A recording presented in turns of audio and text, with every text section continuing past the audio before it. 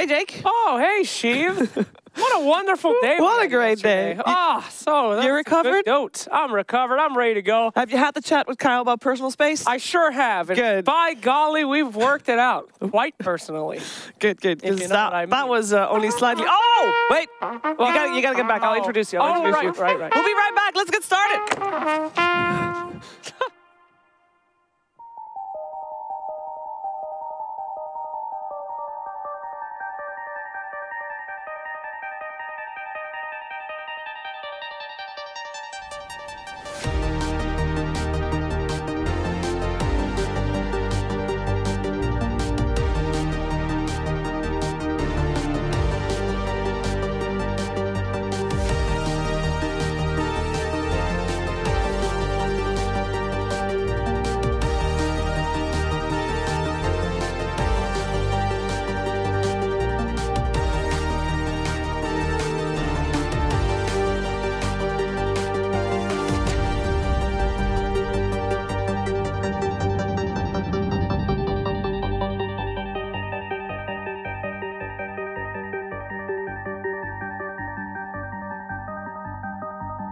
Kidding. Good morning. Welcome back. It is day 2 of the CORSAIR DreamLeague Season 10, and we are ready for another day of Dota 2, but not just Dota 2, of course. We have a lot more in store with good guests, funny guests, and fun moments. And of course, we are once again supported by the one-man band of Thomas. That deserves an applause. I hear people applauding. Don't know if you guys do as well. As always, though, here on the Sheever Show, which, let's be real, I can stop calling it the CORSAIR DreamLeague. It's the Sheever Show. Sheever Show needs guests. One of those guests is going to be Sir Action Slacks. Thomas, play him in.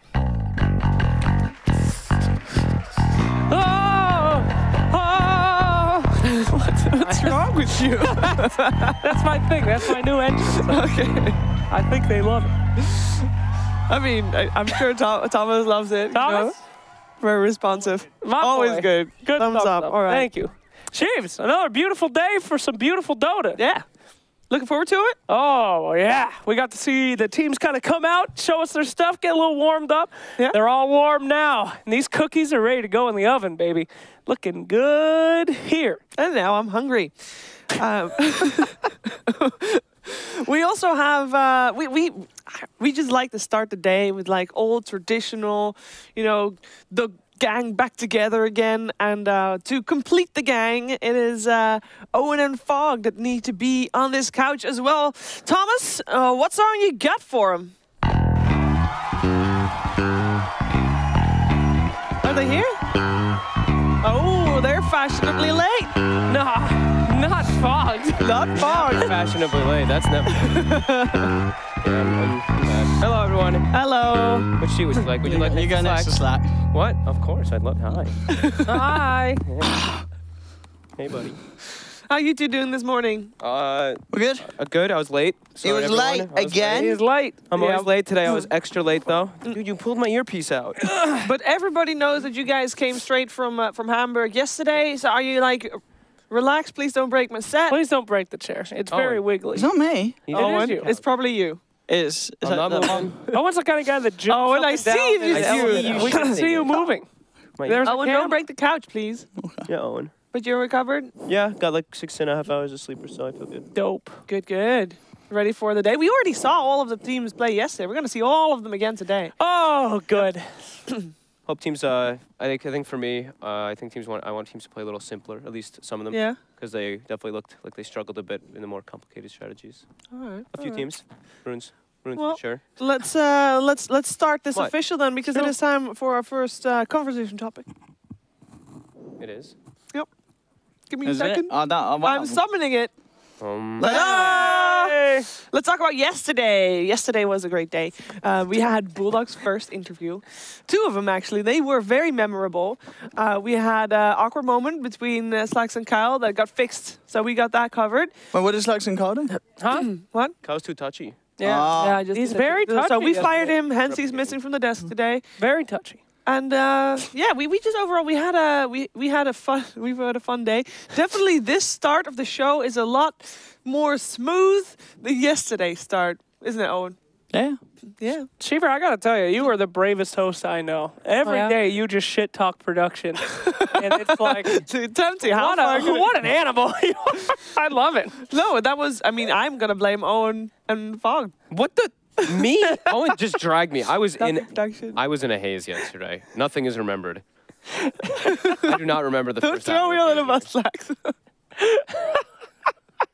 But you know, it was an interesting day. You get to that point sometimes when you work in esports where you get just so delusionally tired, it just keeps happening. You just go off the hip. And granted, those are some of the most fun and memorable moments. Not for the person doing them. Yes, sir. I loved yesterday. I thought it was perfect starting the day the way we did because it was typical true DreamLeague. Get back. True DreamLeague spirit of like just having fun and watching some Dotes. Indeed. I'm ready for another one of those fun days today. I can't wait to see all these teams go against each other. Yeah. I have another thing that I want to talk to you about because yesterday we of course saw a lot of Dota happening. And speaking of Dota, I think it's time for us to talk a little bit about where Dota is right now. That's Mr. Maru. The reason it is a Ricky is because the previous patch obviously was very anti-Ricky, and that's kind of where we're left off here with the patch, and it's kind of it's been a while.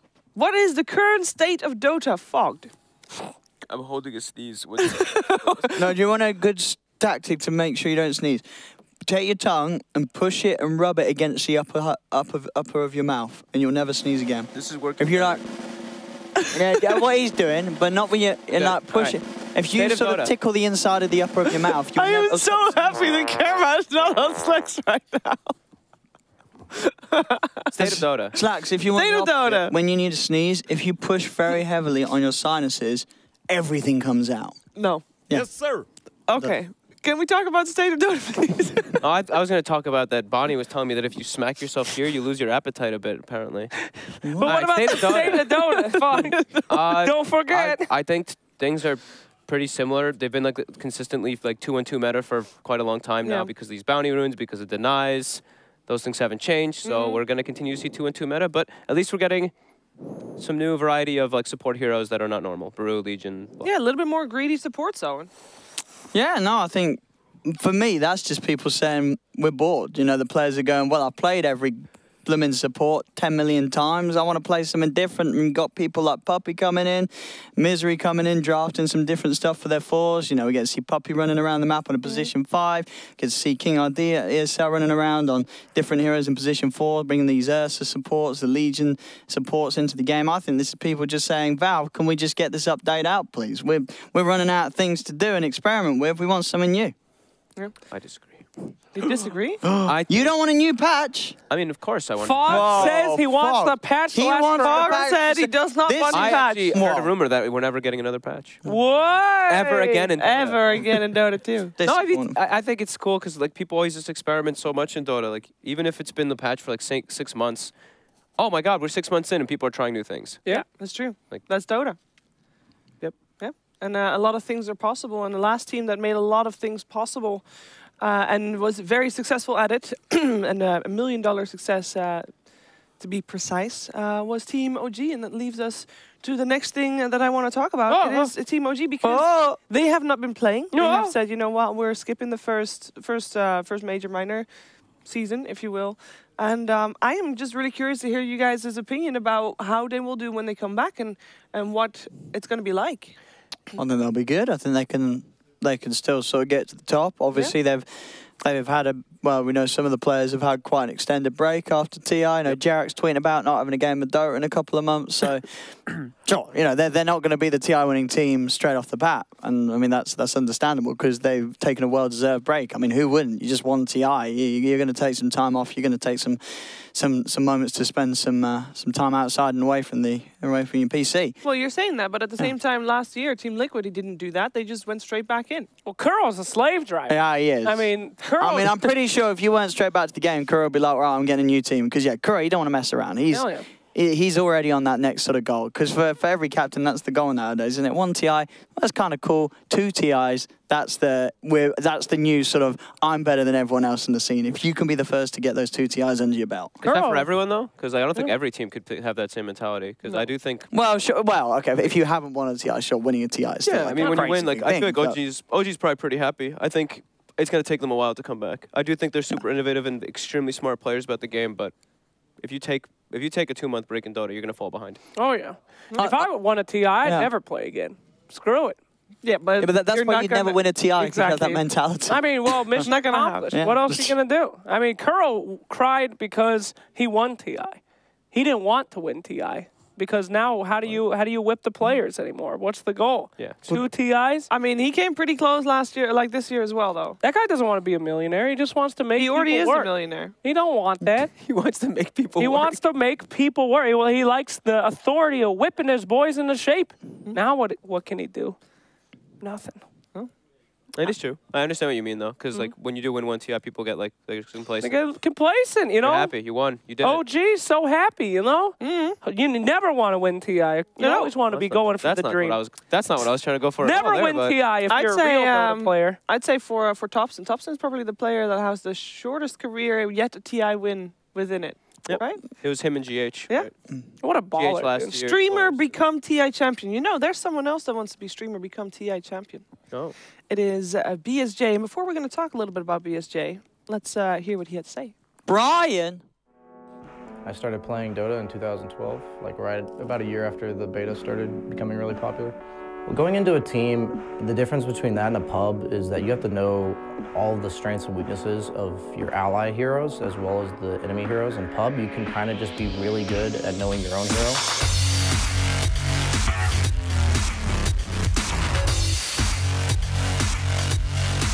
I've played with Monkeys. I've played with Jubei before on teams. Jubei was about a year and a half ago. Monkeys was earlier this year with VGJ. And then, you know, Boris, Jubei, and Annihilate have kind of like played together on various teams. But it was kind of just a group of guys that were like, this is the best team we can throw together last minute before this qualifier. I got asked 2 days before the qualifier to join the team.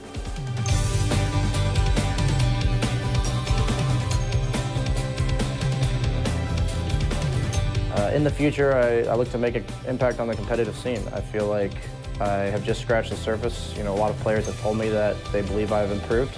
You know, I know that there's a lack of experience and a long way for me to go. You know, I have my stream, I have casting, I do enjoy doing those things, but my entire life I've played sports, so I've always been super competitive. You know, I was a kid in PE that if I lost a game of dodgeball, I'd be like, you know. I want to play competitive, and as long as I possibly can. It's high stress, but that's the way I love to live my life anyway, so I guess I'm asking for it. I don't have a specific place I want to fight. I'm just ready to fight.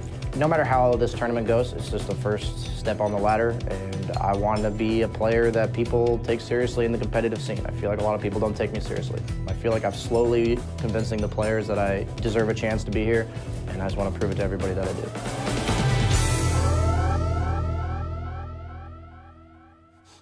BSJ proving to the world that he has what it takes to become a TI champion, or at least a professional player. He's saying that feels like he's not being taken seriously by a lot of his peers, and he hopes that he's able to change their opinion. Fogg, you've played, or rather, you're in the same region as BSJ. What do you think about him? He has certain heroes that he definitely excels at, but he has a good amount to work out too. I have watched his stream a lot. Like one big thing is, like, I know he was mentioning inside of that interview, is like experience, and you get a lot better when you're playing in an actual pro team and you're playing in scrimming and practicing. When you're playing pubs, you kind of just get into this mentality and you're like, oh, I'm buying X item at this time, I'm buying X item at this time, I'm buying X item at this time. You don't really care what you're playing against. Sometimes you're just like going through the motions. Yeah. So I think he has a lot to learn from just experience, really. Yeah. And you went from being a professional player, you went into the talent role. I did. You don't sound too excited about that, but he is. I feel like he can do both. You know, he has the talent to do both. Obviously, he's for now choosing to be wanting to be a professional player. What kind of would tip that balance? What tipped the balance for you? When I switched off playing. Yeah. I mean, you have to just why I stopped playing? Because I sucked ass. I lost a lot. You know, you lose for 2 years, it makes you pretty sad. It's just you have to like commit everything to it. Like, you know, streaming is great, and I think like Brian's a great great streamer, is super entertaining, but I think streaming can actually hurt you a bit too. Okay. Because you're not fully focused in the game. You're appealing to your viewers. You're trying to make everyone happy, kind of in a way too. But if you're just trying to play straight up, you're focused. You're not like checking the chat really quickly or anything. You're focused 100% on your game and getting better, and you have more time to just practice overall. So, Slacks, I found why you are not able to become a professional player. Why is that? You're trying to please the people too much. It's true. I'm a man of the people. I'm no pro player. I don't want to win TI. I don't want to be a family. I want to help the little guys. Goddamn pro players. Hate them. my little guy. Yeah. Yeah. That's why I'm on this couch, to help you through this segment. But I don't know, man. Who wants to be a pro? I like watching them. It's a lot more fun. Oh, and you went straight to commentating. Did Well, you ever not have to give everyone else a bit of a chance in the tournament. Oh, yeah. Okay, Owen. You never had the drive to the will to this thing like, No, hey, I wait mean, a I second, definitely I'm did not one with day. You know, why not just, if I ever get tired of commentating, just say, oh, I've saved up enough money to live a year without doing stuff, can eat beans and baked beans out the frying pan for a year. I'm fine. And just powering through Dota 2, just seeing where I get. I'm probably not going to be a pro player. I could probably be in like a tier 3 team. Is this real? Tier 4 I team. can't tell. He's joking, right? Oh, I don't know if you're joking or not. I can't tell because the microphone. The microphone just. I like playing Dota, so why not just take a year out to just play it some more and see what happens? Why not? It's not a bad idea. Why not? Why Guys, not? by the way, Owens, if you would like a good Void player. You gotta find a not new Owen. partner. No, but I truly believe for a lot of people, like, sure, for a lot of pros, right, they're talented. But if you took someone that played an average level and you said, right, you got a year, you're going to play 12 games of Dota 2 a day, they will get better. Like, that if it is absolutely a talent that you practice at. Sure, some people would just be sort of hard capped in life in terms of how far you're going to get in a video game of Dota 2. But you were definitely improved. And I'm sure you could absolutely play at a semi-pro level if you play for a year, consistent, day out of 10, 20 games a day. I'm actually going to disagree 20 games with a day. 20. I'm looking at you, Jack Chen. I know he's done that. 20 All right, games a day, I disagree. Mr. You guys, Yeah. you know, sometimes, yeah. Oh, really warming up. Sometimes you gotta choose between being a streamer or a professional player, being able to succeed and win TI, or being able to not succeed and just be talent instead. There's also one person that can do all of this. One person that won TI and is a streamer and is an can you not break the couch? Oh, Slacks. what do you mean? And Owen? is on-screen talent. And that person is Admiral Bulldog. And I think that the couch is more suited for him than for you two. But I'm going to let you. For both of us. Maybe for one of us. Wow. Get the hell out All of here. right, Thomas, play them out, please. Play him off. Don't break your gear. Play him off. I actually don't.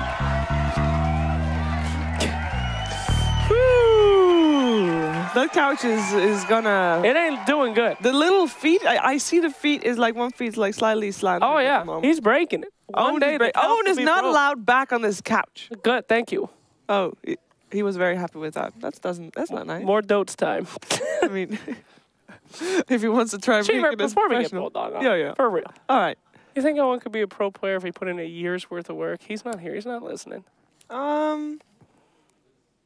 Depends. I don't, because there needs to be a captain Cheever. that he'll actually listen to, and I don't think there's any. Cheever. Yeah.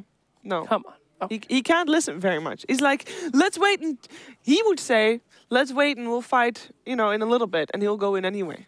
Exactly. It's just not happening. He's crazy.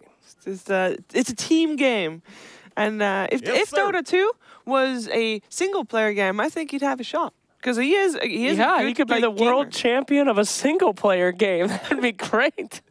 There's a lot of competition. No, you need a team. And the person that had a team that he won TI with is Admiral Bulldog. Thomas, I believe you have a song to play in Bulldog. You can start the song, but he is not yet ready. Because I don't know, how long is the song, Thomas? I can play it as long as... So, Okay, start playing. At some point, Bulldog will come in. all right, here we go.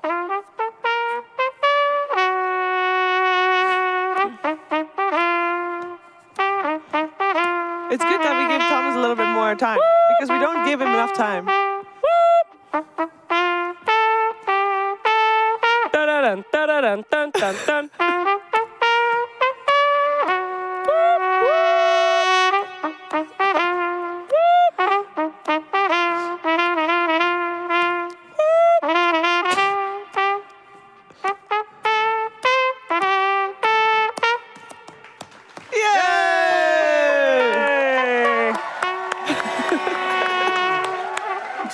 I choose you. How's it going? Doing good. That's Doing good. great. Question. Did you have the t-shirt made, or did someone else make the t-shirt for you? As This in, t-shirt? did you commission it, or did someone else? I did everything. I did all of it. You did it. It is my face, so It is. yeah. It's a very good t-shirt. You there can buy ever- it if Did you you want. patent it? Yeah. Is there Of ever a course, moment? it's my face. I don't think it works that way, but Was there ever a time when you were making a T-shirt with your own face on it, and being like, maybe there's something wrong with this? You ever have that moment? Not when you have this beautiful face. Okay, great. How can you not? Look at this. gorgeous. All right, it is time. Let's take a look at some of the teams that are playing here today. We have got two groups. In case you're missing it, yes, this is a Dota 2 tournament. It is a minor. There is a major invite on the line alongside a truckload of cash. And it is 8 teams that will play in a 2-group format. Each group has a GSL style group. You can see it 2 ways. It's a mini double elimination bracket, or first the 2 teams that get 2 wins out of it are the teams that move to the upper bracket. And if you don't do that, you go to the lower bracket. But the important thing to note is that everybody makes it to the playoff bracket. We all saw all teams play 1 series yesterday, and today it is time for the next round, which means we're going to start off with the loser matches of both groups, and then we're going to go to the winners matches of both groups. And that means that our first matchup of the day is Infamous taking on Vega. We're going to have Runes versus the Final Tribe. We're going to have Complexity taking on Na'Vi. And I think my personal favorite is going to be Tigers taking on Royal Never Give Up. I think that's going to be an exciting matchup because I have high expectations of those teams, and yesterday they didn't really impress me too much, so we'll see how it's going today. Gentlemen, what did you guys think about yesterday's teams, and how do you feel like it's going to go down today, Bulldog? Well, I think the team that impressed me the most would be Na'Vi. Hey-o! They looked pretty solid, honestly. The other teams were like a little bit shaky, not that impressive. Oh. But Na'Vi smashing Dandy, sadly enough. Oh. Na'Vi just looking strong. Yep. I'm excited to see if these teams that we saw yesterday that got 2-0'd, especially this first round today, if they can do a little bit better.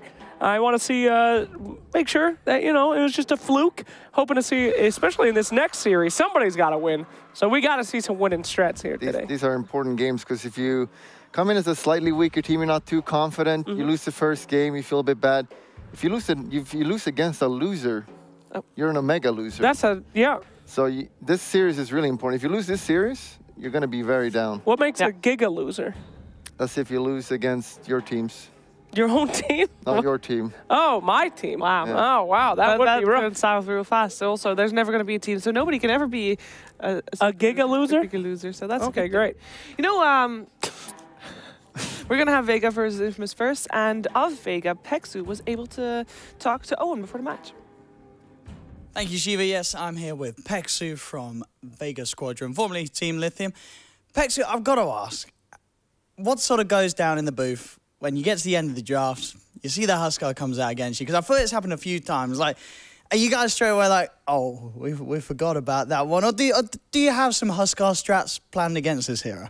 Well, we actually were thinking that they're going to pick the hero. And we had some plans for it, but actually it didn't work out as we wanted it to work.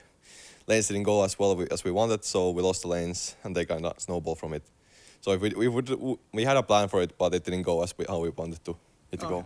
So, I mean, in terms of future games, are there potentially more anti-Huskar plans that we could see you guys try out, or do you think it's a hero that you'll try a little harder to try and not face against? I would definitely it was a good Huskar game, so I think maybe in future we will probably respect the hero more, and if we don't have a more clear answer to it, probably going to ban it if we see it's a good Huskar game. Awesome. Well, thank you very much, Pexu, and best of luck with your games today. It's back to you, Shiv. Yeah, that is indeed Pexu of Vega Squadron. Vega comes in with, they are like the underdog story, right? Because you got a team that is not actually, they didn't qualify. They came in because it is Liquid that dropped out and they took their slot. I kind of feel like they have a lot of potential, though. They have a lot of growth potential, Bulldog. Do you think so? It's a solid team. Yeah. It's they got a standing though, which is obviously not always the best thing. What? But it's Dandy. It's Dandy standing. Yes, it is the best thing. Is it? Yeah, what's better than having Dondo as a stand-in? It depends if you want to win or not. Hey-oh. What? I thought you were the biggest Dendy fan. What the? I like him, but not if you want to win. Hey-oh. He's really good, and so I'm very excited for this match. Thank you. What? Very excited. That's the first series, isn't it? Every sentence is a roadway to a point, and you seem to careen off every single time into the woods. I don't understand. You say, Dendy is... If you don't want to win, you got to have Dendy, but Dendy's great. What are you talking about? He's a great person. Okay. Do you understand? I do understand. He has the most games out of anybody in Dota, knows Dota better than anybody. Yep. He can bring up the old strats, the forbidden strats, the old god shit. If he only gets a chance, we don't know how it's going inside that booth. How much say he has. They seem like nice guys. I'm watching them right here. I can literally see the booth. You know who's also a very nice guy? Okay. Schofield. And ODPixel is with him right now. Oh. Wow. Thank you very much, Shiva. Yes, I'm here with a couple of boys from Infamous. I'm here with Schofield and, of course, our excellent resident translator, Tamada. Tamada, I wonder if you just ask Schofield, you know, how does he like being over here in Europe and how he sort of feels the chances are for Infamous at this LAN? ¿Cómo te sientes de estar en Suecia y en Europa en general y cuáles son los chances de que ganemos esto? Ya. Ya, me siento bien y que hace mucho frío y las chances de ganar este juego creo que es un 70%. Me siento bien que puedo ganar, sí puedo ganar este torneo prácticamente. Okay. He said he likes it here, that it's really cold compared to where we come from, and that he's 70% sure we can win this match, but he's very confident about winning the whole tournament. So if we make it past this, he's very confident. Awesome. Well, thank you very much, Schofield. Thank you very much, Tamado, for the fantastic translation. And straight back to you, Shiv. 70% sure that he can win this match. But if he does win this series, he's very confident that he'll take the whole thing. Wow. Wrong. What? That's mean. 70% chance of beating Dendy? Yeah? And Kezu? Lul? I mean, you did it. Well, I mean, I'm a TI winner. So. All right. It's just kind of a confusing statement to make anyway. If we win this loser's bracket match, then we're going to win the whole tournament. I like the gusto. No, they just got to go for they got to find the momentum. He's like, if we just win one game, they're going to ride that high all the way. That's true. Confidence is important, for sure. Yeah.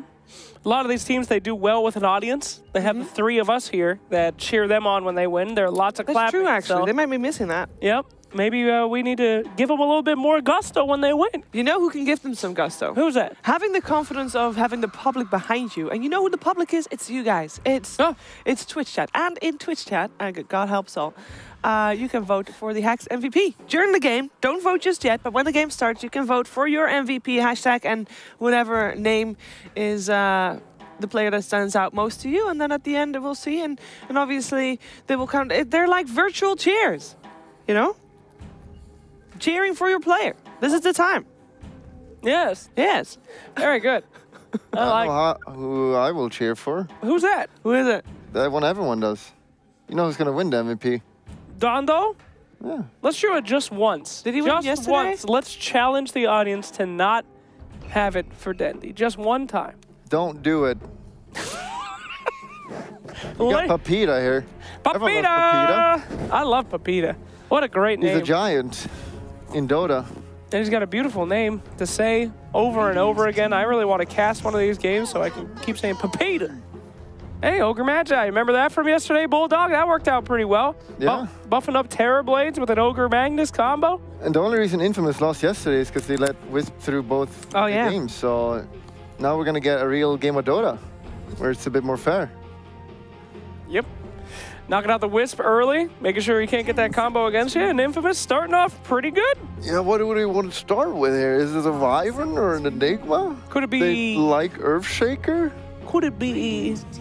Axe, yep. Axe? We've been seeing this hero a lot yesterday. It looks like he'll be making a return for day 2. So much can happen with an Axe, Bulldog. So much. Bulldog, I gotta say, you're looking good, but do you ever think you're gonna look as good as Axe? You gonna start getting muscly now? Getting ripped, boy? I am already looking ripped, right? You look real great now, but what if you got even bigger, dude? Yeah, well, don't worry. I'll give you my word, I'll look like Axe. 3 years. Would be 3 years? Yeah. That's terrifying. Bane. All right, just getting the strong lanes. You can lane this any way you want. Does it include the beard? No. Oh. No, that's not manly. What? Wow. Yeah, let's tell the only woman on the panel what's manly or not. Can you grow a big beard if you wanted to? Of course I can. Yeah? Swedish.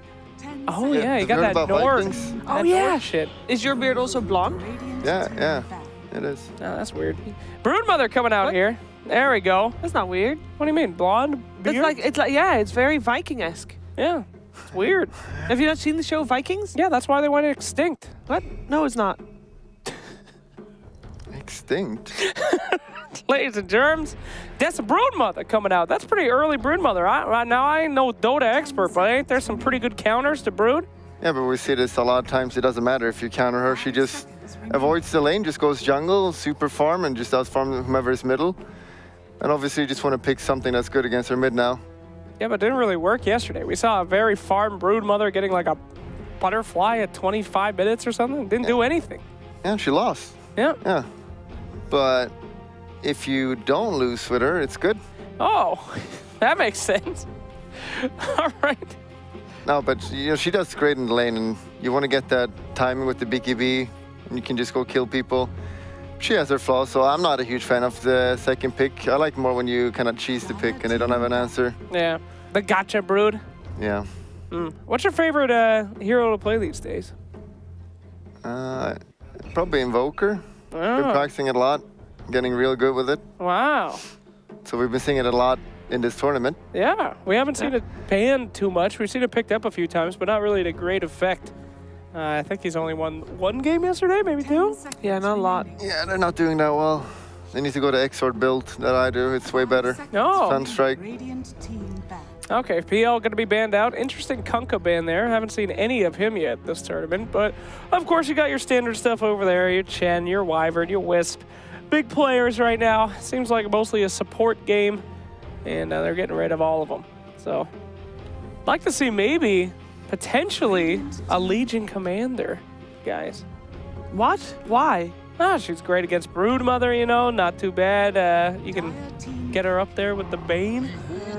She used to be the classic Brood counter, but since Brood changed to her spiders, don't give any real gold anymore. You don't really care so much about running after killing her spiders, so it's not as amazing as it used to be. Like so before what do you do against gold. Brood? Well, you just farm. You just put Magnus mid, you farm, and you don't care about her. And then you just win mid and late game. Yeah, I think they already have enough answers. I mean, they got Magnus Wave clear. They've got Axe for a great call to catch her when she tries to run away. Yeah, right now they want, Brood, you BKB, run in and go ham, and now they got Bane ult, they got Axe call, they got Magnus ult, so she's not gonna run around with her BKB. Yeah, I don't think you buy a BKB at all. This game, they've already got 3 piercers, so yeah, not a great pick.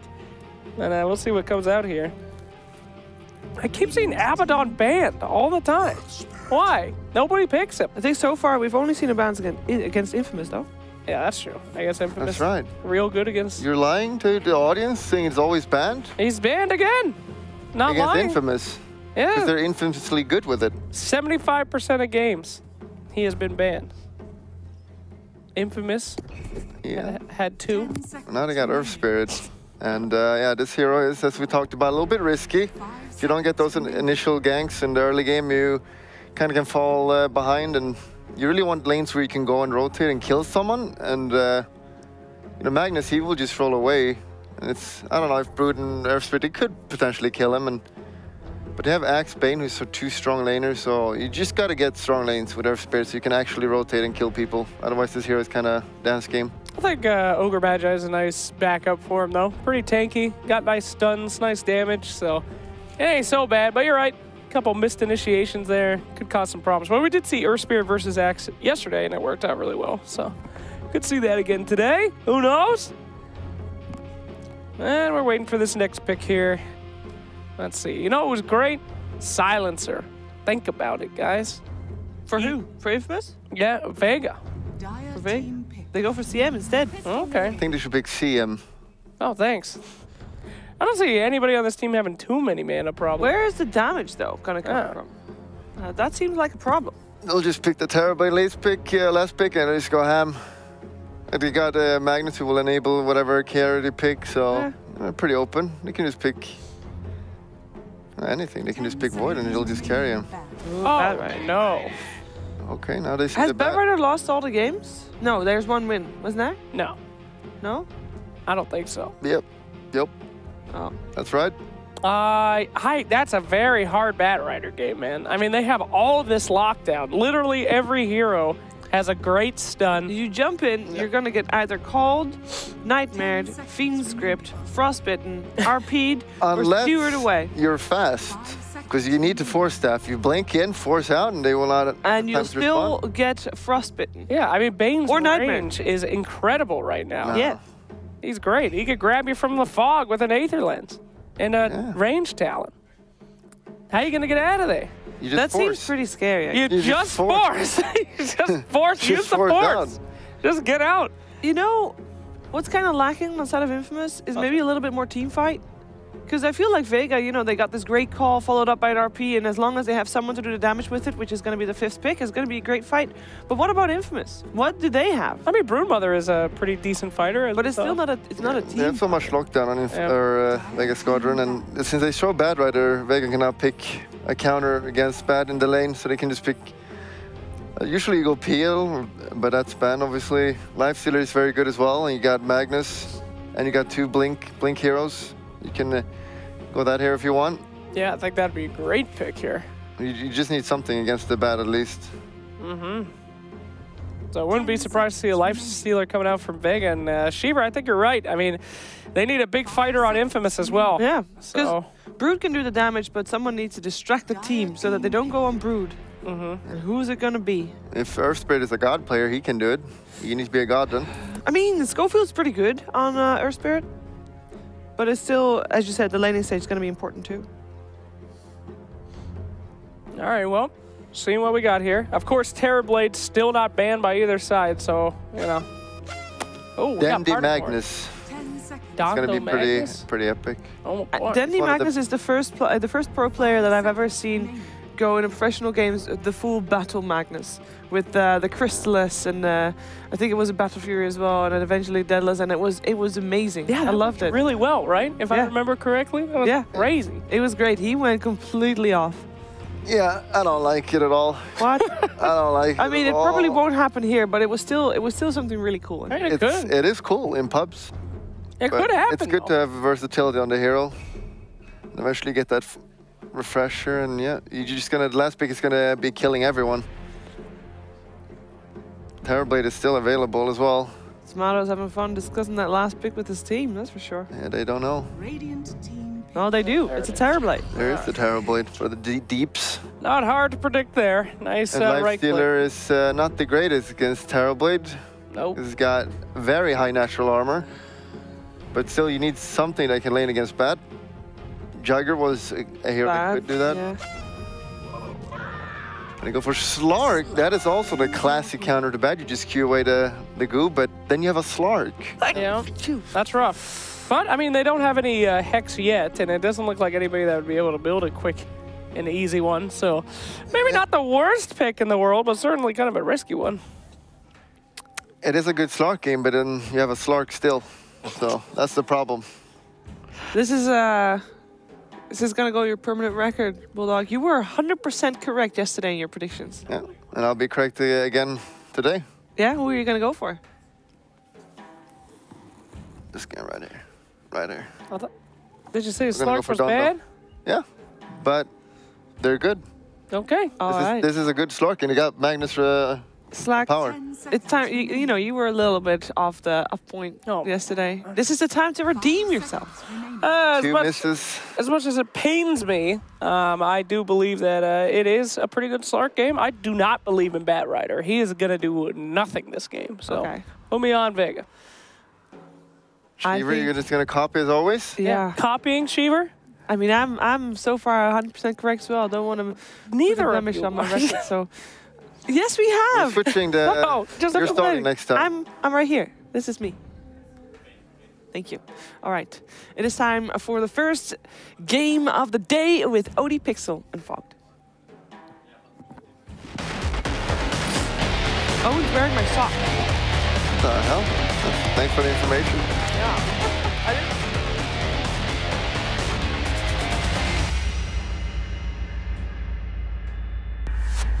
Hello, ladies and gentlemen. Welcome to the first series of Day 2 of the CORSAIR DreamLeague Season 10 minor. I'm Odin Pixar here with Fog, and, well, we've just seen the delights. We're getting a Slark, another sort of new hero thrown into the mix that I've always seen a few of them so far over Day 1. These heroes that aren't really commonly picked by a lot of the other teams around.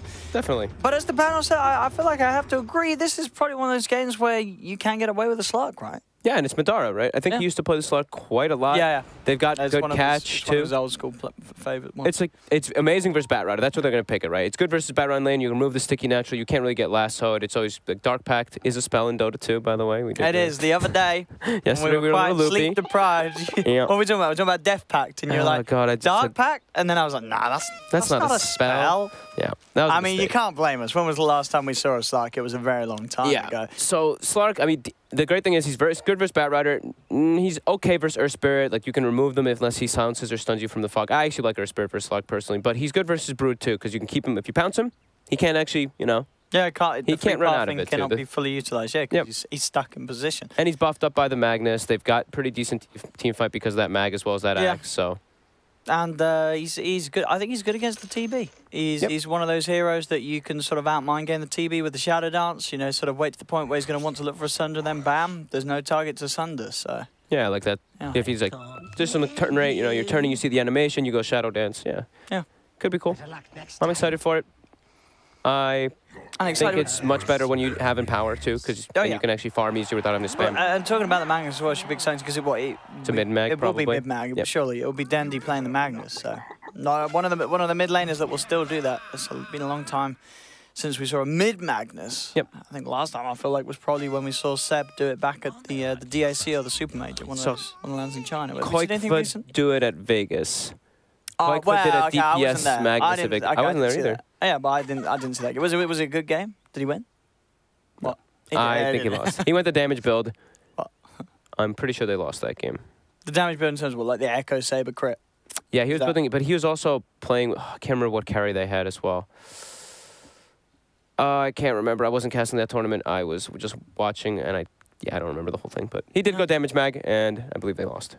I'm not a big fan of damage mag either. I think that's not his role. I think I think the aura build is just way better, or you can go for the old school build. You know, the reflector. I think the hero is just hard to play. It is very hard to use at the moment. So I don't know. I don't think I'm that opposed to the damage build. I think already the problems with the Magnus arise before you start talking about the Imp build. So. That's fair. That's like you might build damage build and look bad, but I don't think that's because of your Imp build. It's just because you're a Magnus. I mean, I feel like you still obviously have to get your blink, but and you do want at least a second mobility item. If you're going damage, the appeal is going to be like the Shadow Blade because it will sort of offer to that. But I feel like you do need at least like the blink plus another item to sort of get around because it's so important to get those RPs off. Because if you don't, you're just a hero with a nice cleave spell. This hero does not offer much more. Yeah, when you're playing, you know, you're playing more selfish when you're getting your own farm build, so you're not thinking about the team, so you're not really setting up always. You're always like, sometimes you're like, oh, I'm farming while your team's trying to take a fight, maybe. Like, so I like it when you're more keen on just being very, very involved and looking for battling non-stop on this Magnus. But we could see the variety build. I know Dandy does like to do the DPS build, and like we were talking about. Some people still do like to try it out. And it does at least give them an extra carry, right? They only have a Slark with the Empower versus a Terrorblade Broodmother, so if he does want to have some scaling too, it could definitely be an option. And as we see, the double Stout Shield seems to be the new hot commodity on this axe, since you can just, if the lane's going poorly, you just cut the wave, and even if the lane's not going poorly, you cut the wave, and you put a lot of pressure onto the carry heroes to last hit under tower and to burn all their sustain. 30 seconds to battle. We'll see what sort of matchups we get as in the mid. It will of course be the Brood. Oh, we've got the legendary Schofield Earth Spirit. Almost took down Liquid at, what was it, one of the miners, I remember? Star Ladder. Yep, Star Ladder miner. I remember. Schofield legend. See what he can do this time around. How's their lane? So they've got Batrider, Ogre, and the Earth Spirit just securing this bottom situation right now. Batrider, Earth Spirit can set up kills, but versus Slark, like we're mentioning, a lot harder, and there's a Bane there to back him up. I'm assuming the Ogre is going to go top to be able to try to help out this Terrorblade, because otherwise TB's not going to have fun. And that's their win condition, because Broodmother, there are heroes in this game this time around that aren't going to be pretty naturally good versus it. The Axe, the Magnus, the Empower on the Slark later on. So Dendi should have a pretty good time in this matchup. As we saw that yesterday, We did right? see this matchup yesterday, and it was what? Who was playing? It was what? Was it Chessie? Yes. Or was it? Yeah, it was Chessie, right? Chessie was playing the Brood. And who was playing the Magnus? It was on It was RNG. the RNG. It was SRF. SRF, indeed, you're right. SRF. And SRF in that matchup, he got a lot of farm. They missed every last hit on the... Okay, Crystal Maiden secured the range creep, it looks like, but Axe got none of the melee creeps on that first wave. And now he's playing the cut game. Cutting the creep wave. MNT has some of that aggro right now, so there we go. Kezu's going to be able to claim that one.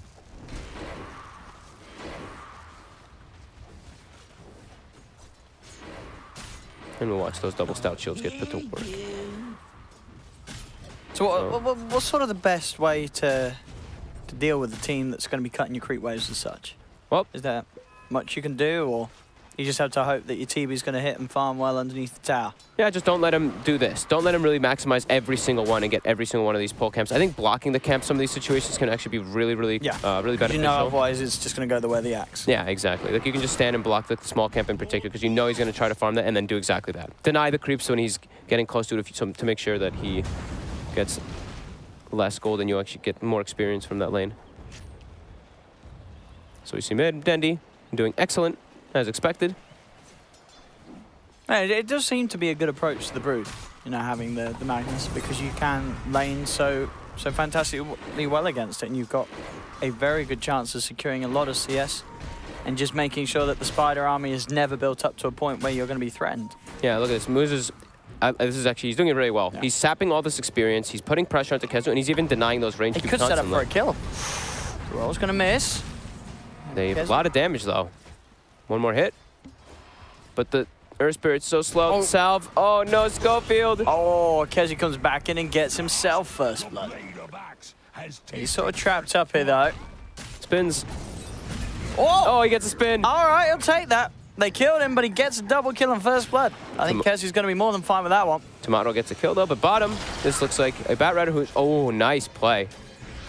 That was a great TP. The only way he could survive in that position. Tomato, he got a lot of money for that kill as well. Yes, he did. See how that worked out? So he hit... Kezu, like, killing the Moose, gets 155. Tomato kills Kezu, who got the first blood and 2 kills. He has 439 gold. Remember the AoE gold, too. Like, it doesn't display AoE gold always on the ticker. Sure, but it doesn't display AoE gold for the 439 either, so he's actually getting more than that. He was alone. Alone versus 2 heroes, because the Ogre died. Oh, I see what you mean. So he gets a little bit extra because of it. But yeah, I mean, it's a big kill bounty for sure for Tomato, and that's always scary. I mean, they definitely got the better benefit of getting 2 kills, but Tomato, the Terrorblade, is the most important hero on the side of Infamous. As Moose continues to put the pressure on. I mean, I think this Ogre's playing it very well. He's sapping the experience constantly. He's denying the creeps. He's just chasing him out. He's making it a little bit harder, at least for Kezu. Yeah, I mean, it's very hard to kill Kezu now, though. With the Ring of Health, the fact that he got those 2 kills, so he got a good XP boost. He's got level 4 on the Axe. With meta, they can set up kills pretty easily. Meta plus like a slow into a secondary slow into 2 different types of stuns. I think this Ogre should go 1-1-1 build to make sure that they can set up for... they can stop the TP. If Schofield has to use Boulder Smash, then they at least have a secondary way. He actually gets the second point in Ignite. Okay. Dire's top tower is under attack. The points in Ignite is also value because of the damage, but I do like having that 1-1-1 build so you can actually get the extra catch to kill. As Kezu will continue to just farm in their faces. I mean, whilst we've been watching top, there's a Bat Rider that's struggling to get himself into the game down bottom. That's because of Schofield being top. I don't think he should stay up here this whole time. I think he should be laning with his Bat Rider, and then he can TP to help his lanes, or, yeah, like, he has to be able to help Bat Rider, otherwise Bat's going to have no game. And I think now at this point, also, it might be too late. I think you already may have set your Bat Rider off to such a bad start. This Slark is going to have a free time bound bottom. He's making his way down now on this Earth Spirit, but I think he lingered top just a bit too long. This Bat is having a rough opening, only level 3 at 5 minutes in the Bat. Earth Spirit going for the bounty rune, going to get taken out as well by the Slark, but Kezu will die top while he contests. Oh, MNT? MNT? Oh. Whoa, that was a... I mean, it's not like it was a surprise that Tomato was standing there. He just killed his axe. And MNT was hands off the keyboard, walked straight into him. What was he trying to get? I'm not too sure. I think maybe, I don't know, that looked like a misclick or something. He just walked up. That was crazy. Maybe trying to secure a neutral creep last hit or something. I couldn't actually tell. That was weird. Peksu. Looks like he will go down. Schofield's rotation will be successful this time. Yeah, too many stick napalm charges on him, so finally opened up a bit of fortune for Whisper on that bat in the bottom lane. Yeah, stick to these. Kill. Stick to the mostly dual lanes.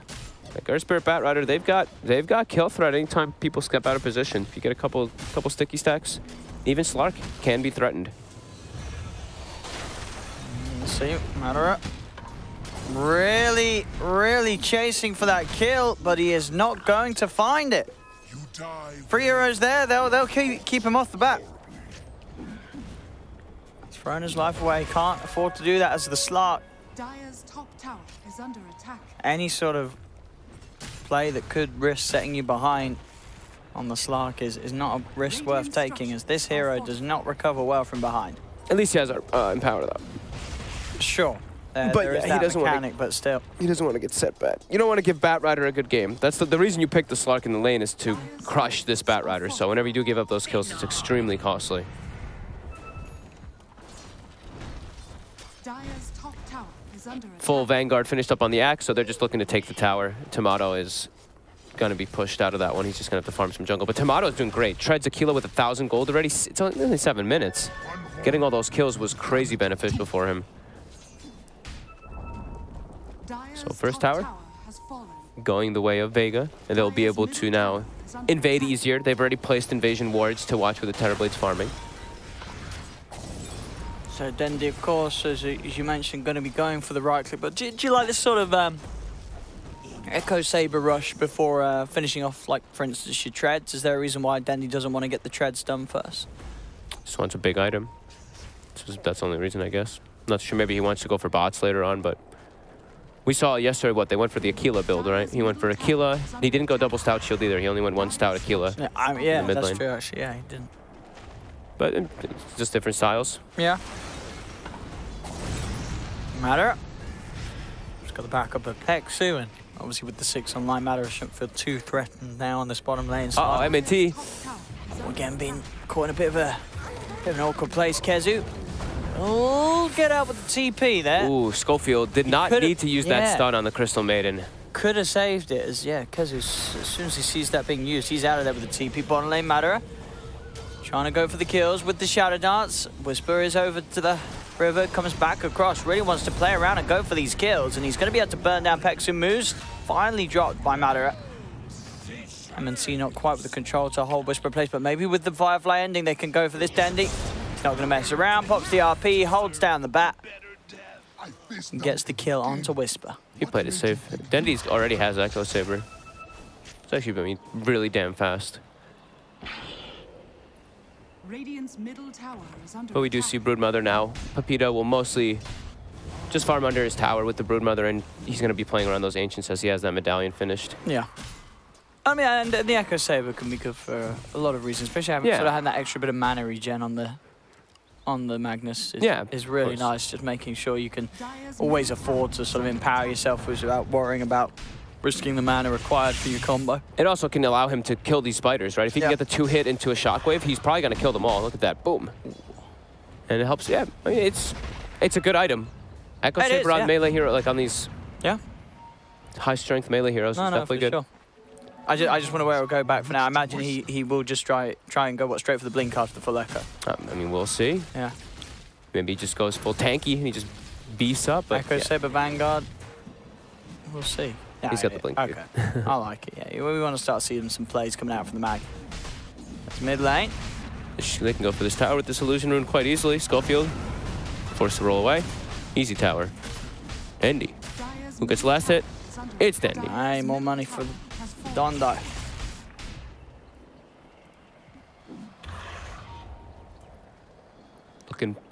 Looking pretty good right now for Vega. The Batrider has gotten some kills, but not really getting much farm, and threatening onto a Slark is still pretty difficult as the rotations come down.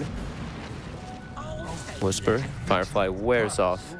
And yeah, he's not getting much farm at all. We look at the 3 cores on the side of Vega right now, and they're feeling great.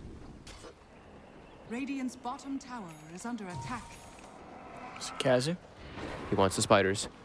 The split by Pepita. He gets some. Will he call? Oh. Will he get the spins? He won't get one. Just gets a few of them. Getting close to Blink already too, though. And Blink, they'll probably have like what? Blink Magnus, Blink X at the similar time.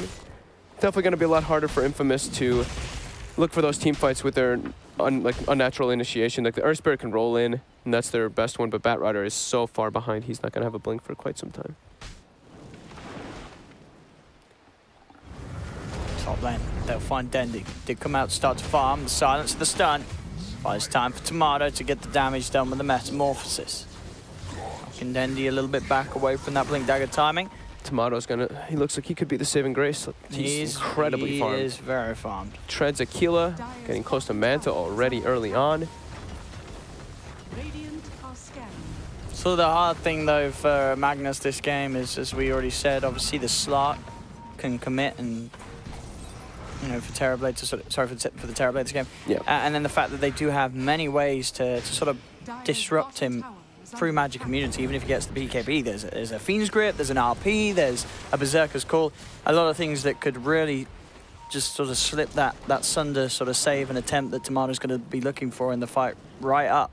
I think he should. Makes it hard for him. I think he should wait as long as possible before getting it. I think like. Because it's just even going if you get, I think Manta Dragonlance is fine. Yeah. Manta into maybe even just a rush Scotty if he can actually just get along. So I don't think you want to turn up to the fights this game with the BKB because it's not it. You could absolutely still die as this Terrorblade. I think you just want to take this as late as possible. Infamous. Just be greedy. Yeah. I think he should just be as greedy as possible because of how good of a start he has. Yeah. Like they're at a 1K disadvantage, and it's mostly because he got all those kills up top. Because as soon as you start sort of trying to tackle the fights, losing team fights, losing kills to the slot, you're going to have a very tough game. So Tomato, rightfully so, focusing on getting the stuff done. Very close to having the Manta. That'll at least offer him some sort of save against a jump in from a slot. So they want to try to get a catcher. They want to turn this into a tower because they don't really have that much map control right now. Peksu will be spotted out here. There's TPs following in already from Kezu. Fiend's Grip actually comes out. The stun. He tries to commit for it indeed, but there's the wraparound from Madara. They have already lost the Bane. See if Vega can fight back for more. Moves, goes in, finds the Fire Blast, but Vega, they're by their shrine. Doesn't look like it matters though, as Kezu, he'll get beat down by Pepita. They've lost 2 on Vega Squadron. They're going to lose Dendi as well, surely. I mean, he pops an RP, but there's no follow-up at all. My. As Pepita just comes in, lays down the webs, lays down the damage, gets a triple kill with the Brood. He just picked up the Diffusal Blade, and he was able to bite away at them all. Schofield doing a crazy amount of damage that fight with the Magnetize, and Whisper as well, just getting on top of them with that Firefly. That was a very awkward fight from Vega Squadron on their half of the map as Infamous. They just invaded with a Brood. Yep. They invaded with the Brood, who, just like you mentioned, I think he got it. That's like the biggest item time. You just get the Diffusal Blade, you're and now he's got a Solar Crest. Full Solar Crest, and they get the follow-up, right? The Fiend's Grip goes off, but there's an Earth Spirit there. He can easily set up his stun. He spreads the Magnetize immediately. Even Tomato comes in. That was without meta. He just came in through a reflection. Chaos really started in the fight, and Broodmother can just go to work. Kezu, even with the Vanguard, is not that tanky when he gets medallioned up by a Broodmother. Axe, as we mentioned a lot of times. Sure, lots of raw HP. His armor, not really the highest. And do they have a blink on the Batrider now? They do. Whisper just picked it up after that fight. That's a crazy surge of momentum. He had such a rough start in the lane, Whisper. Level 9. They got deep aggressive wards down. I think one got dewarded around the shrine, but they still have another deep ward to watch Vega's movements. Infamous. Looking sharp now after fixing that laning, after going for that one smoke play. Just that outnumber. Vega had to TP 1 by 1. They're going to try and go again whilst they can maybe catch Infamous off guard. They don't have RP. Do have a double damage rune on Dendi. So we'll see if Kezu finds a call. They need to get the initiation themselves, not with just a straight up Fiend's Grip. They need to get like a call or an RP and then allow the Bane to get better positioning to get a better target.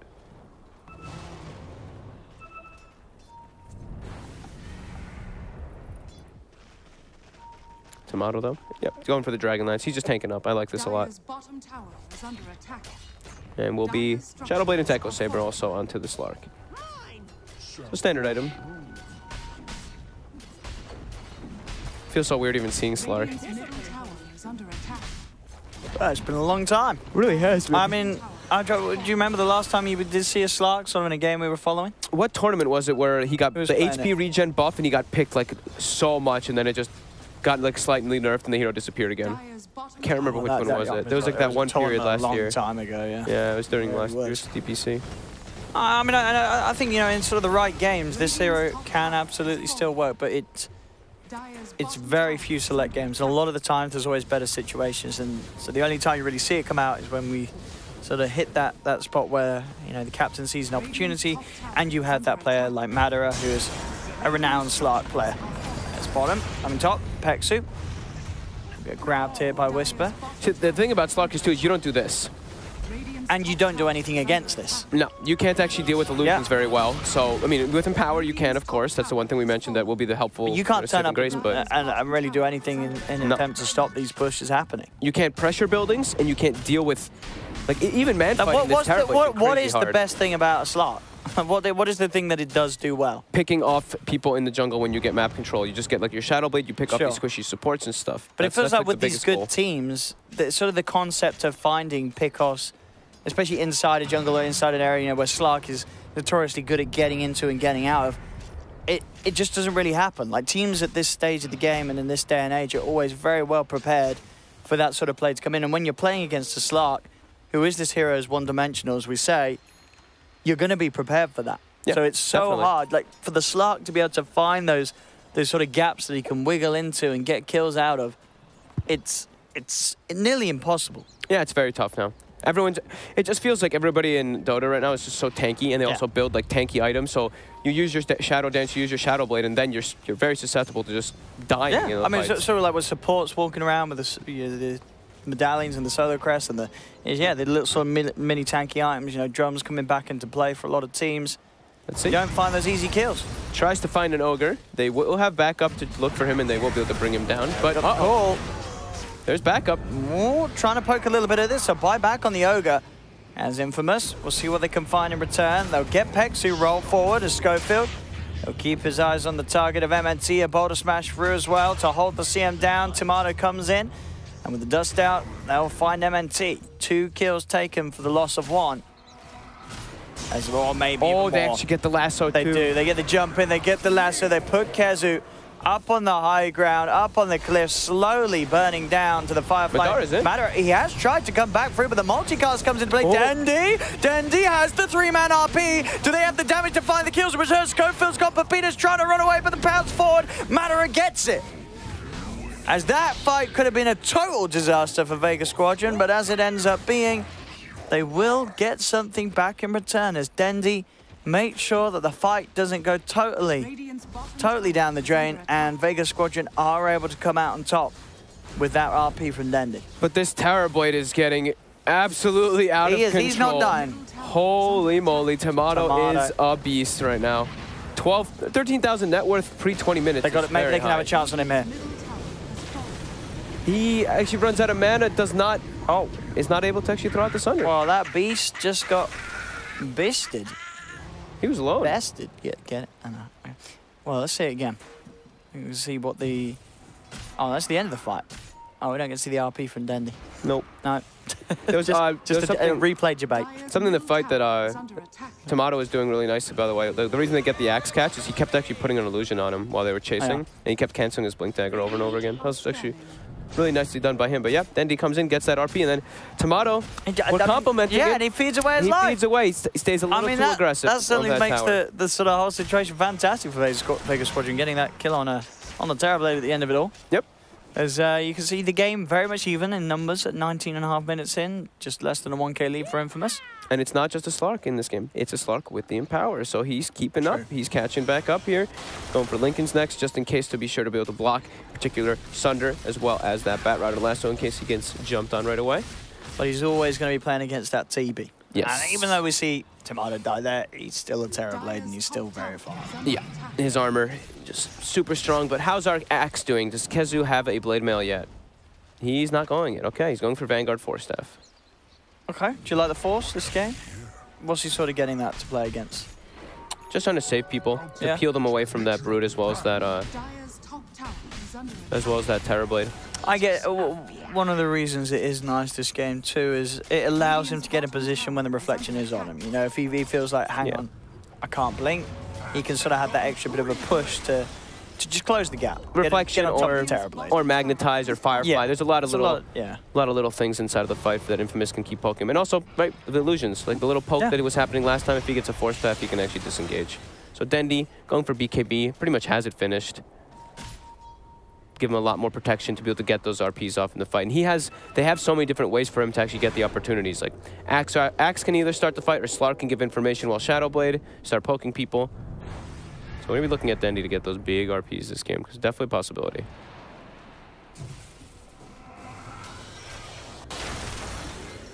So we saw a couple items also be queued up. I think the Broodmother originally had Orchid queued, but switched to a Hex. The Hex is obviously the best item in the game versus Slark. One of the reasons why he stopped getting played. Yep. When that change was made. Cannot dispel. Both teams farming up a bit here. Terrorblade still able to outpace a Slark even with Empower. Terrorblade, Dota.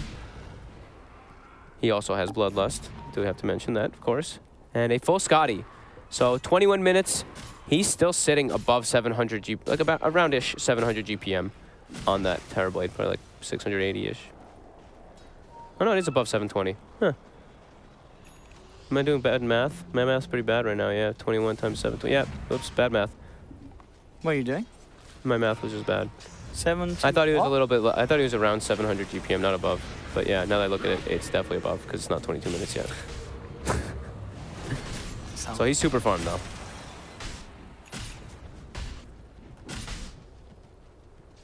Wait, what was the math you're doing? No, nothing. Like 700 times 22. That's 1540. So yeah, he's above 700 GPM. Ah, I see what you mean. Yeah. That's some pretty good maths. Yeah. Is it? I mean, I was wrong. I said like 680. Yeah, we got it right now. Yeah, sure. Let's have a look at the middle matter. Let's farm his way through the illusions. Ooh. Got him. Got. How's what's Earth Spirit going actually? I didn't see if he's got the Blink Dagger queued up. He does. Good. They need this Blink. But you get instant to save. Yeah, exactly. You can get the position to either get an instant silence or an instant stun onto the Slark, and then they can get the catch. Because Batrider, it's a little bit more difficult.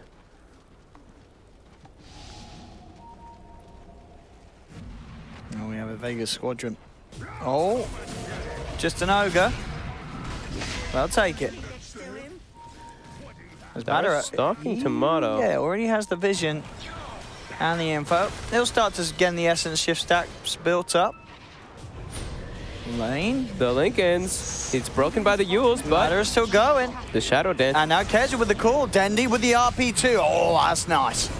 Bringing in Tomato. They get him. Nice catch from Dendi. Just the one, but it's the big one. He's locking down Tomato, setting up for the team to pick off the Terrorblade.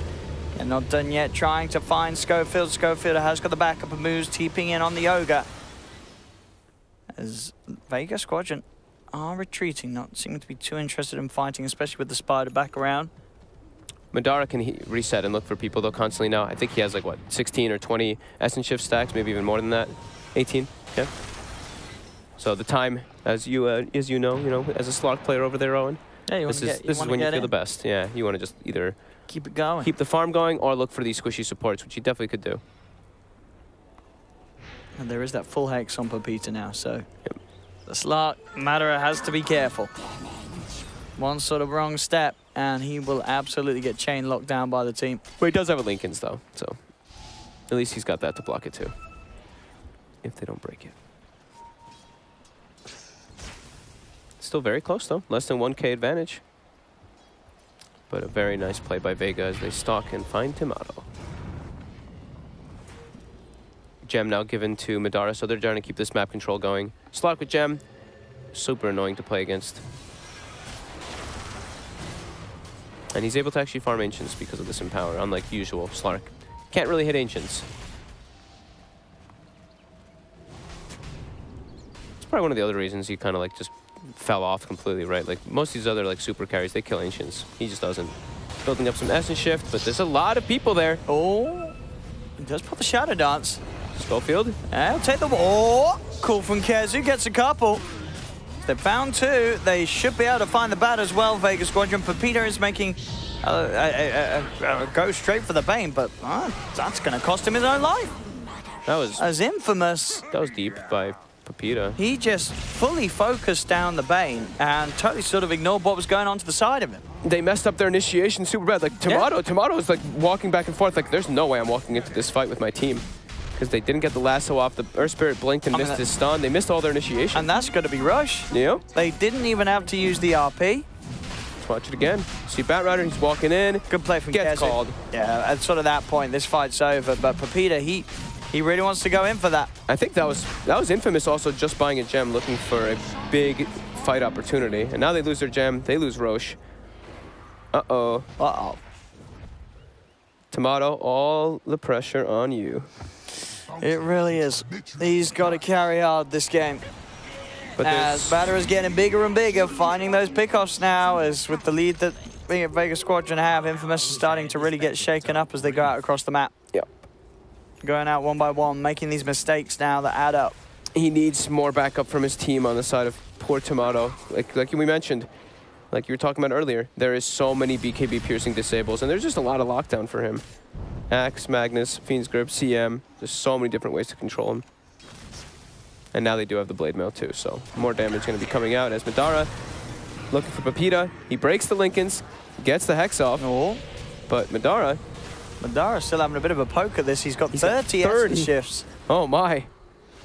He also has a full BKB being delivered on the Courier, I believe. So he is definitely ready to fight. I guess he's not going to put that in until the Aegis is out. He switched it for his boots for now, I guess. Oh, okay. Maybe one, two. Wait, yeah, he's switching around a bit. What's he deciding? He got to the Echo Saber. You can probably give the gem to someone else. I know it's amazing to have on him. Yeah. But I guess still feeling the power of being at the front, making sure that he can get rid of those wards ASAP. True. Shadowblade and Dendi now too. So this is I like to see having the two means of getting in as a Magnus. They are there for Dendi. He should be set up to get good RPs off. Infamous, they have to try to find... They have to find the initiators in particular. Kill the Axe or kill the Magnus before these fights start. Killing the Slark seems to be just too much of an issue for them to actually like get every little chain lockdown off. It's too impossible. And he's got an Aegis now too. But try to find those backlines. Get them controlled. Spread the Magnetize so that they can't actually blink. If they can find Mag and Axe, throw Magnetize, like split it up, then they can actually have a better chance at least for looking for successful fights. DD on Madara. They actually put in the bottle too, so definitely got to see Vega look for a fight pretty soon here. Yeah. Who's holding the gem now?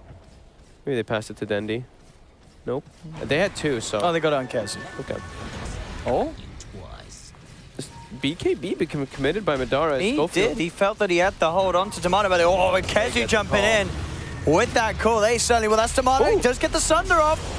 Jump forward as well. The lasso just in time to stop Dendi from popping the RP. Oh my. Madara, he's still going for Tomato. Tomato heading over towards the shrine, but Madara, he's getting a good amount of essence shift stacked up. Tomato trying to juke his way around it, but Madara jumps in, gets the kill. He'll fall the once. But they have lost a couple of others on Vega Squadron. Both Kezu and Pexu getting taken down. Top lane, Dendi. Oh, he lives. Oh he's my out with God. the TP. Holy moly. Tomato gets the Sunder off in time before anybody can finish him. That time. And that lasso, it looks like he got him at the exact same time as the Magnus blinked in. That was very, very quick. He got him mid-RP animation. Yeah, that was pretty sick. Definitely a pretty decent fight for Infamous. They still lose their big Terrorblade, though, unfortunately for them. But they regain their gem. Or they take Pexu's at least this time. But I do believe Vega still has a secondary one, as they will pass it to Madara. And they're still looking over. There is a TP coming in on the shot. Oh. Ooh. Oh. Schofield able to get away there. Yeah, he's out. They still have RP, so Vega is still looking for a fight. Oh. All right. He's going to get hexed. He needs help. He gets it. RP. Dendi's in. Gets the two of them. Allows for the turnaround as Pepita's in trouble. He's trying to lifesteal back up, hiding in the trees. Jump forward from Madara. Has the pounce control. Dendi. Beautiful. Getting these crucial catches. So he went for the Echo Saber build so he can like keep farming, but I do like the way he's playing. He's not playing as this like right-click. No, he's not right? just farming. He's sticking behind his Slark. So he went for more of a damage build, but he's playing it very, very nicely. Madara. He's committing with the BKB. He does still have the Shadow Dance to fall back on if he wants to dive. Schofield rolling away, making sure he doesn't get caught out.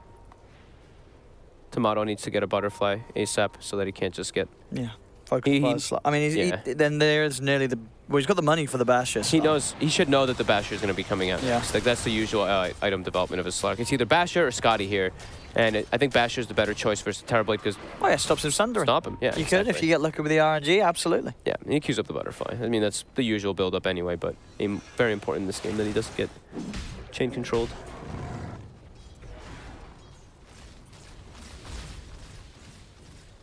Lots of pressure on Tomato versus so much Disable. As we saw in that last one, he can get called, he can get RP'd time and time again, and we'll see. See this RP, nearly there. He looks like he stopped it for a second. Oh, he did actually, yeah, you know, you're absolutely right. Yeah, he didn't want to RP anyway, did hold it back. Did cancel it before the lasso came in. But still nonetheless a great lasso. Oh, Kezu. He's got one of their gems. Madara.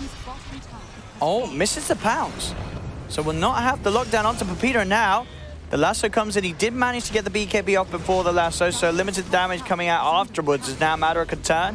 Take the bat, jumps forward, has the control onto Moose as Moose held in place by the pounce. Dandy jumps in as well as Kezu onto Schofield. They found 3. There'll be a buyback from Whisper. But Madara now turning towards Tomato, getting the bashes. Tomato trying to retreat, but Dandy and Madara on it. There's the RP holding this Terrorblade in place. They have to get Madara somehow on top of him, but Madara's scared. He pounces away.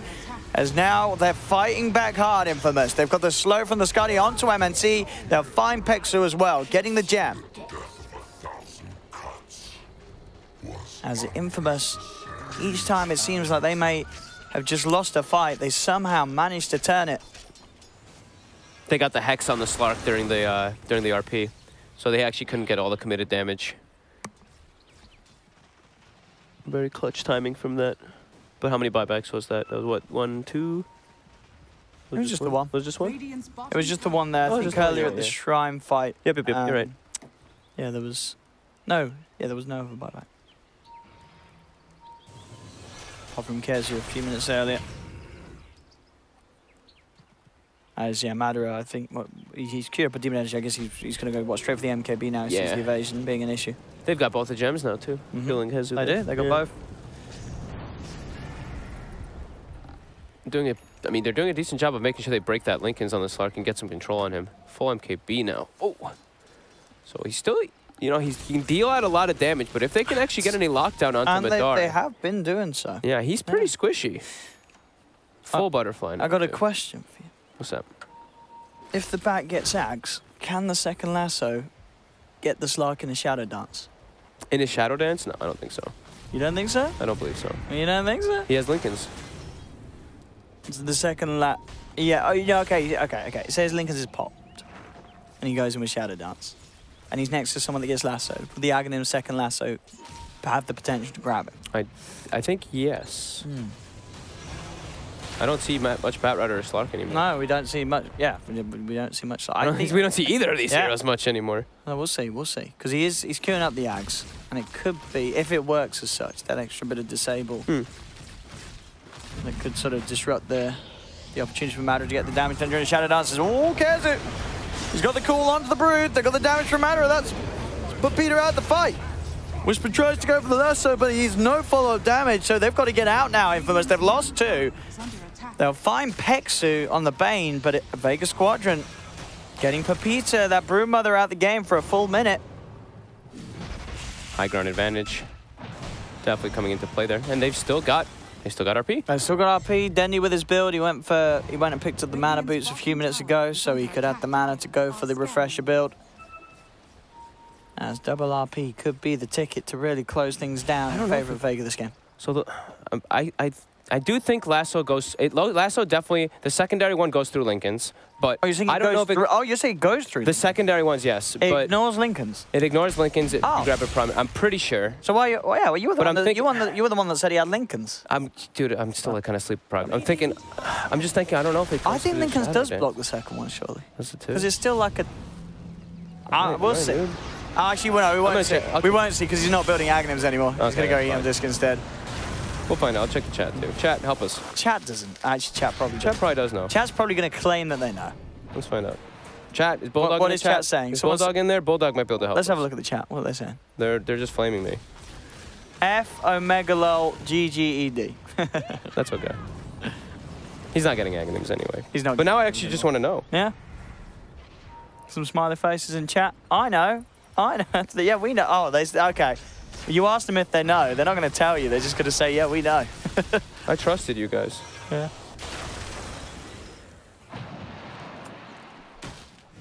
I guess chat doesn't know. Second ignores Lincoln's. Nice. All right. The second does ignore Lincoln's, but That's one guy in the does chat. it still affect a Slark that Shadow Dance? No one knows that one. No one knows that. No one plays Slark. I think it does. I think it would still grab him. Oh. Do you like that Shadow Blade picked up late on the Terror Blade? What's the plan with this? Just to try and give you a way of getting out? I guess so. Huh. It's a bit of an interesting use of one of your item slots later on. Yeah, he didn't go for the pike either. Yeah. Pike can be pretty useful. And not just the Shadow Blade, bro. He's got, look, check this out. Okay, goes through Lincoln's, doesn't work through the Shadow Dance. I mean, we know the Lincolns, but the Shadow Dance is different. Yeah, that's a bit interesting. So, yeah, look, Tomato, he's got a full silver edge he's invested in, Giannis. Okay, it can't. Okay, people are just saying yes and no. Yeah. Sorry, yeah, he's full silver edge, okay. He can break the axe, but besides that, nothing else. But they're securing themselves with Roche here. Well, he can break the slot, right? He doesn't lose the essence, but he stops getting more. For the time being, For a little bit of time, yeah, sure. And there's the jump as Pepito does get himself on top of the Bane. There'll be a buyback immediately, and Tomato. Whoa, he's already managed to get, he takes the Aegis. The Radiant Vega Squadron did get the kill on Roche, but Tomato still picks up the Aegis. He's still fine. They're moving forward. They're going for more. It's Tomato just ripping them apart. This damage coming out from the Terrorblade is too much for Vega Squadron to deal with. Roll for Schofield. He has the control onto Pector. That's a dieback on the Bane. An ultra kill for Tomato. Oh my god. As he just destroyed them. He's got the Aegis ready to push with. Matter's not got buyback. He's dead for 80 seconds on the slot. He just melted. We were talking about him being squishy, and they actually get the perfect initiation. Then he's unable to actually catch anybody, and they need that RP desperately. They've still got the RP for this hole, but there's no slot to sort of offer the follow-up damage. They've got to do something big with the RP and the axe, but Tomato's just massive. Oh, the call. Kezu. But the Kezu just bought back. And Tomato's not even going to lose a second life. As Kezu, he's got to get back. He will do so indeed. If that was a dieback on him as well, that would have been an even worse position to be in. Dendi tries for the skewer back, but it's not going to catch. As Infamous will take the mid melee racks. The mid-ranged as well in trouble. That's Tomato. Back up to full HP with a quick cheese. Now towards the bottom lane. They're not done. He's got meta in 10. Oh my goodness. There's still no Madara for 20 seconds. This is a secondary Rax. Wait, did he have an arcane when he first used it? That seems really quick. He looks like he must have. Seems really quick, yeah. And now, Kezu. He's tried to jump in, but indeed with the BKB and the metamorphosis back up. Yeah, Tomato. 5 seconds before Madara's up, Dendi. He has this refresher, but he needs his Slark. Oh my goodness. Terrorblade, we knew it was strong, and Tomato's certainly shown us that he's one of the boys who knows exactly what to do on this hero. He's played it perfectly. This is 15 kills. This is some top-tier TB from Tomato. 15, 3, and 9. He's got all the items in the world. He's even queued up a Hex now, so he can actually have an itemization versus Slark. He's scouting them out here. He's just going straight in. As he does get slept, but the lasso, it holds down one. Dendi tries to get him, but Dendi's been hexed. They're trying to force him back, get him back out of range. They will keep Dendi alive for now. Matter is back in the game, but they've lost 2 sets of racks to the Tomato Terrorblade. What a series of events. A double damage rune as well. If they've got eyes on it, they've got the ward there. They can go for that DD rune. They can just look to repeat straight up on the top lane. As Infamous just kicking themselves into gear. And the Slark lineup. Yeah, Vega he had Arcane. Yep, he definitely had Arcane. I was going to say, that was really, really fast. MNT, BKB, can't really do much versus Terrorblade, all that raw physical damage. Then he can't find the opportunity to get these RPs. He actually has to skew himself away. Madara gets stunned once, he's dead. Stun and a Hex, and the Slark's sort of fight is over. That's the scary thing too, is like we always talk about this Terrorblade because look at him with this bloodlust. Look at how fast he's attacking, and he doesn't need to commit like a Slark does. A Slark gets right into the midst of everything. He's doing it from a mile away. Yeah, he just sits all the way back, and he's able to just throw that deeps. And there's it's not just him, right? It's the illusions. The illusions do a disgusting amount of damage, while Slark, he doesn't have illusions. It's all about him. Tomato's picked up a Demon Edge. I imagine he's going for the MKB. Oh no, okay, so the Daedalus. Okay. So Full the Daedalus. damage, I mean, anyone that he hits for a couple of hits during the Metamorphosis, they're just going to die. How long is Slark's BKB? Did he use it in the last fight, or did he He's just used it die? a lot, hasn't he? I guess it's just taking low. He used it Down to early, 6. and he didn't get to, he got control. I mean, he just gets controlled once, he's dead. Just too much damage. Just Pepita. Oh, Good call. they get the call onto the 2. Matter goes in with the BKB. RP from Dendi gets the 3 of them. There's the second one holding down Tomato. Kill him once. He's got the Aegis. Let's see if they can do it a second time. He's taunting Kezu with the lockdown, the control with the call. They get Tomato. As again, with these sort of team fight plays, Dendi with the RP showing that there's still many a way that they can bring down the lineup of Infamous. But they are doing it from behind. And they do need the 2 RPs to control this, man. Yeah. They get the perfect initiation by Kezu. Great follow-up. They've used 2 buybacks on Infamous, too. I was actually wondering if maybe the TB might just want to buy back, and since they know the RP's down, they just try to end the game, or end and go for those Raxes, but don't want to risk it entirely. No, they don't. Especially after a play like that, they have to be a little more on edge. Yeah, just super back and forth. Especially when they're sort of fighting around those awkward areas where there's not much room to move around just by the Ancients. It's such a sort of thin part of the map. Awkward time in the base, ready for the TB. Get Tomato up to 25 when he's back in.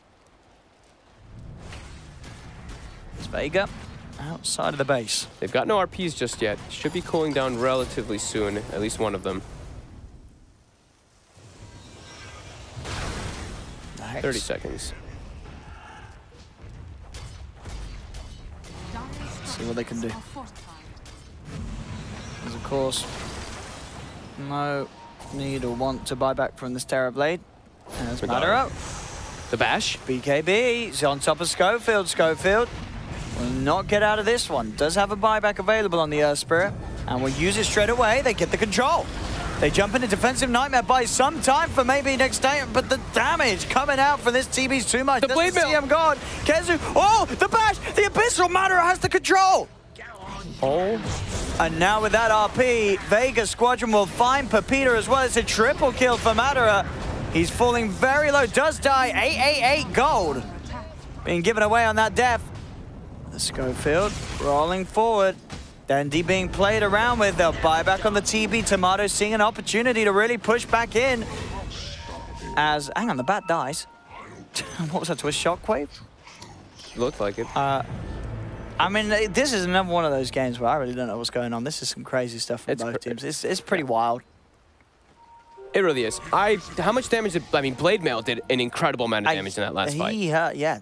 Like 7,000, but 3,700 damage by the axe. That's majority. Like, look at Tomato. We'll see it again here, because they get the jump of the CM. It looks like an easy way to start the fight. Look at Kezu. Beautiful 2-man call, and watch this Blade Mail just go to work. Oh. Look at it. Oh, look at that damage done. Oh. And then Madara just comes back in quick Abyssal, quick poke and a kill. Yeah. But then somehow Vega Squadron still end up losing about 4 of their heroes, and now it's them that are in trouble. If the jump's being made, they have the lasso onto Dendi. He doesn't have an RP. He has a refresher if he wants to pop it to get that RP back up. But definitely wanted to save for the 2. They push him away from the melee racks. This game, I mean, it's very close. There's just a 2K difference in it, and as we're seeing, both teams have the potential to throw a fight. Yep, could come down to just like one little vision play, pretty much here. If you have a ward, if you're able to get the first initiation, first jump, if Dendi can get a double RP on the Terrorblade,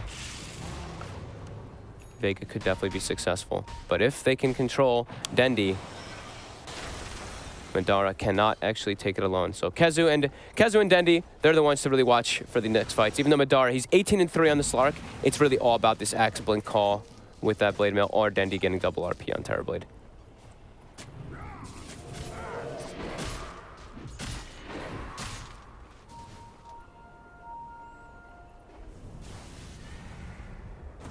I'll take that. Bounty runes, 45 minutes. We also have, of course, past 40 minutes, we've double runes spawning across the map, so map control becoming more and more important. And here's the counter. How you counter Blade Mail? You get a Satanic. So he's going to have to get that. It's pretty far away still. Yeah, remember, but desperately needs it. Did buy back, of course. What talent did he choose, too, on Terrorblade? He took the attack range.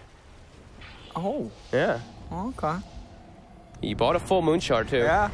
So he's in. I mean, he doesn't have buyback, so he's looking for being maxed out. They found Kezu. Can they actually do anything about the exit time, though? The BKB's going to be popped by Pepita. BKB MNT going for the freezing field with the side, but Tomato, whoa, he's dying. The RP for Dead. He gets the 3. The Matter's got the punches. There's the second RP holding Tomato down a second time. Dondo.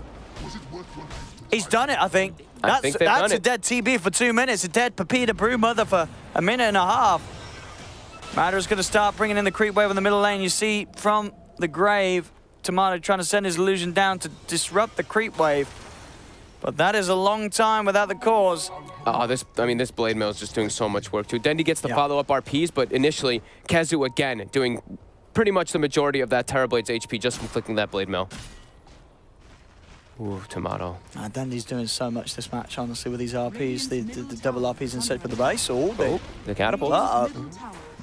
Somebody get back. They're like, MNT, that's you. Get back. Frostbite those catapults.